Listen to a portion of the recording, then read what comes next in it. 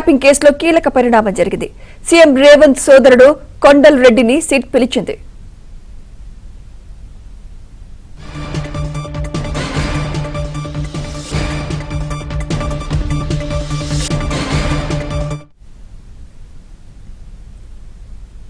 Telangana phone tapping కేసులో SIT దూకుడు పెంచింది. మరో ఇద్దరు బీఆర్ఎస్ మాజీ ఎమ్మెల్యేల్ని విచారణకు పిలిచింది. మాజీ ఎమ్మెల్యేలు జైపాల్ యాదవ్, చిరుమర్తి లింగయ్యకు నోటీసులు ఇచ్చిన సిట్ అధికారులు రేపు ఉదయం 11 గంటలకు విచారణకు రావాలన్నారు.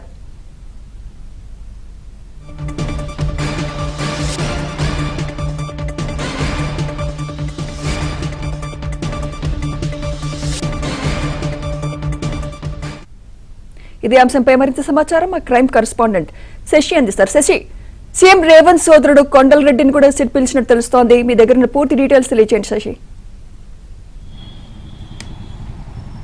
ఫోన్ ట్యాపింగ్ కేసులో సిట్ అధికారులు దూకుడుగా వ్యవహరిస్తున్నారంటూ చెప్పుకోవాలి. ఇప్పటికే ఈ కేసులో పలువురుకు నోటీసులు ఇచ్చి ఈ సిట్ అధికారులు విచారణ కొనసాగిస్తూ ఉన్నారు. ప్రధానంగా ఇప్పటికే ఎమ్మెల్సీ నవీన్ రావును కూడా విచారించారు. తాజాగా ఇప్పుడు మాజీ ఎమ్మెల్యేలతో పాటు సీఎం రేవంత్ రెడ్డి సోదరుడు కొండల్ రెడ్డి కూడాను ప్రజెంట్ నోటీసులు ఇచ్చారు. కొండల్ రెడ్డి రేపు సిట్ ఎదుట హాజరు కాబోతూ ఉన్నారు. ఇక స్టేట్మెంట్ కూడా ఇవ్వబోతూ ఉన్నారు. అయితే సీఎం రేవంత్ రెడ్డి ప్రతిపక్ష నేతగా ఉన్నటువంటి సమయంలో ఆయన కుటుంబ సభ్యులకు సంబంధించినటువంటి ఫోన్లను ఇటు ఈ గతంలో ఈ ఫోన్ ట్యాపింగ్ కేసులో హిందువుగా ఉన్న వారంతా కూడా ట్యాప్ చేసి సందర్భం. సో ఇందులో ప్రధానంగా కొండలరెడ్డికి సంబంధించినటువంటి ఫోన్ మీద నిఘా ఉంచారు.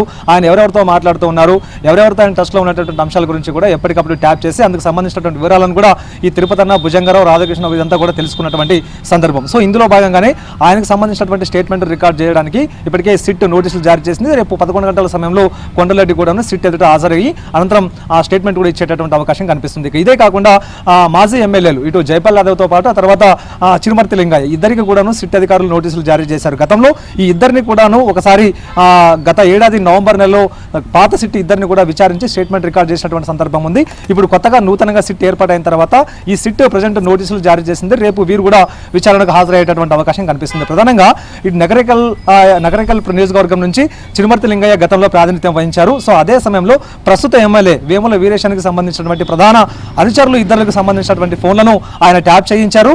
సో తిరుపతితో కలిసి ఈయన ఈ ఫోన్లను ట్యాప్ చేయించారంటూ కూడా అతని మీద ఆరోపణలు ఉన్నటువంటి సందర్భంలో గతంలో కూడా సిట్ అధికారులు ఇదే కోణంలో ఆయన్ని విచారించారు. సో ఇదే నేపథ్యంలో ప్రజెంట్ ఆ ఇద్దరికి సంబంధించినటువంటి ఫోన్లను ఎందుకు ట్యాప్ చేయించాల్సి వచ్చిందనే అంశాల గురించి ఈ చిరుమర్తి లింగయ్యను విచారించేటటువంటి అవకాశం అయితే కనిపిస్తుంది. ఇక జైపాల్ యాదవ్ కూడా ఈయన కూడా కల్వర్తి నియోజకవర్గం నుంచి గతంలో ప్రాతినిధ్యం వహించారు.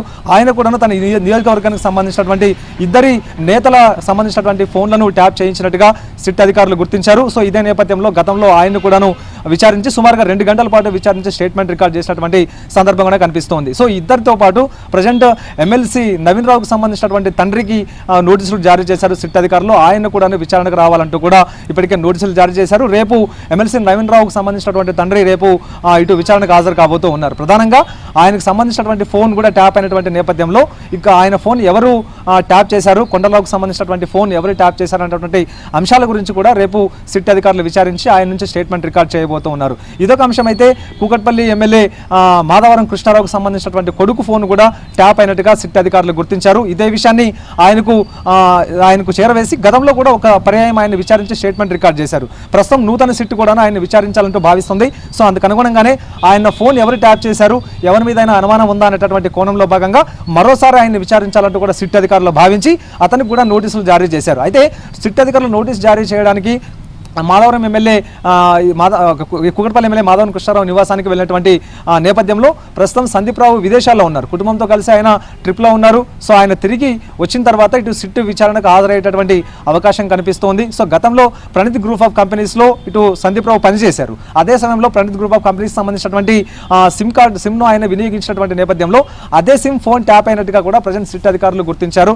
సో ఇదే నేపథ్యంలో ఎవరి మీద అనుమానం ఉందా, ఎవరు ఆయనకు సంబంధించినటువంటి ఫోన్ ట్యాప్ చేసేటటువంటి అవకాశం ఉంటుంది అంటూ కూడా ఇలా పలు భిన్న కోణాల్లో ఆయన నుంచి విచారించి స్టేట్మెంట్ కూడా రికార్డ్ చేసేటటువంటి అవకాశం అయితే కనిపిస్తుంది. సో మొత్తం ఈ ఫోన్ ట్యాపింగ్ వ్యవహారంలో కీలకమైనటువంటి పరిణామాలు చోటు చేసుకుంటూ ఉన్నాయి. రోజుకొక మలుపు ఈ ఫోన్ ట్యాపింగ్ కేసు తిరుగుతుందంటూ కూడా చెప్పుకోవచ్చు. ఇప్పటి వరకు కూడా చాలా స్లోగా సాగినటువంటి విచారణ ఇప్పుడు స్పీడప్ అందుకుంది. మరోవైపు రాజకీయ నాయకులకు సంబంధించినటువంటి వారికి సంబంధించిన విచారణ కూడా కొనసాగబోతుంది. ఇప్పుడిప్పుడే ఈ పొలిటికల్కి సంబంధించినటువంటి నేతలు ఎవరైతే ఉన్నారో వారికి కూడాను సిట్ నోటీసులు ఇచ్చి విచారణకు పిలుస్తుంది. ఇప్పుడు ప్రస్తుతం చిరుమర్తి లింగయ్య ఆ తర్వాత జైపాల్ యాదవ్కి సంబంధించినటువంటి విచారణ కీలక కీలకమైతే మరోవైపు సీఎం రేవంత్ రెడ్డి సోదరుడు కొండరెడ్డికి సంబంధించినటువంటి స్టేట్మెంట్ కూడా కీలకంగా మారే అవకాశం కనిపిస్తోంది. సుమిత్ర.